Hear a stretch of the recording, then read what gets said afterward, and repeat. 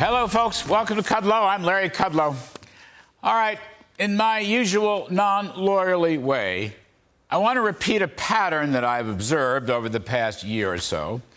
Every time Donald Trump increases his polling lead, the Biden administration comes storming in and slaps him with some cockamamie set of criminal charges. Now, I'm using the word cockamamie because I think it's all political. It's all weaponization. It's all trying to protect Joe Biden. And anyway, I'm not a lawyer, and it's a non-legal term. Anyway, if you disagree with me, I respect your disagreement. I always do, and I hope you folks know that. But I continue to believe that Joe Biden will do anything and use any means of government power to prevent Donald Trump from running against him. Political geniuses in Washington Beltway think Trump's the easiest guy for Biden to beat. Well, something tells me Mr. Joe Biden doesn't agree with that wisdom. In short, I believe Biden wants his minions to throw Trump in jail. Of course, 100 years ago, socialist Eugene V. Debs actually ran for president in jail, got a bunch of votes. That was then, this is now. Actually, at least one well-regarded columnist believes one of the new charges against Trump could conceivably lead to the death penalty. I'm sure it was just a coincidence that one day after Hunter Biden's former BFF Devin Archer fingered Joe Biden as a major league pay-for-play influence peddler, just one day later, the Justice Department and Jack Smith comes out with 1 construction and 3 conspiracy counts related to the 2020 election. Just a coincidence, right? Just like last spring, when House Oversight Chair Jamie Comer revealed all the Biden family's suspicious accounts and payments. A couple of weeks later, Alvin Bragg went after Trump.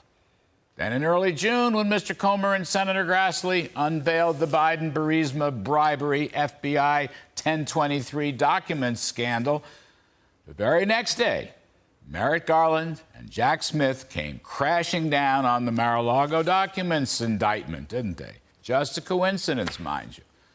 Then last week, Hunter Biden's sweetheart plea deal fell apart in a Wilmington court, and the very next day, Jack Smith unveiled new Mar-a-Lago charges. Another coincidence, right? Fundamentally, this non-lawyer observes this. There was no insurrection charge leveled at Donald Trump. And that would have been the criminal judicial golden ring for Jack Smith. Trump incited nothing. All the rest of this stuff looks to me like a lot of politicized legal gobbly-gobble.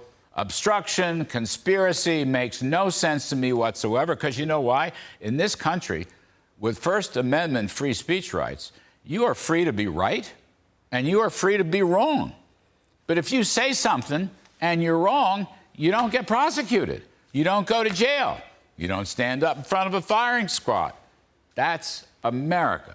What Joe Biden is doing with his Justice Department is not about America. It's about subverting the very democratic principles that Biden sometimes talks about.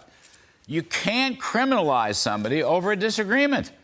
You may like Donald Trump or you may dislike Donald Trump, but he has a right to believe that he won the election in 2020. And he has a right to be dead wrong.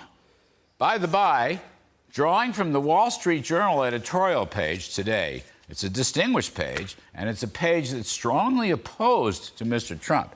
They write how the Supreme Court has ruled that presidents are entitled to absolute immunity from damages liability predicated on his official acts. Now, one last non-lawyerly point.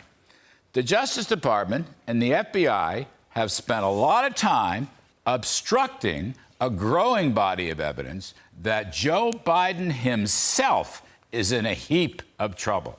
That is criminal trouble with respect to influence peddling, bribery, money laundering, wire fraud, and other potential charges. These are, at the moment, allegations.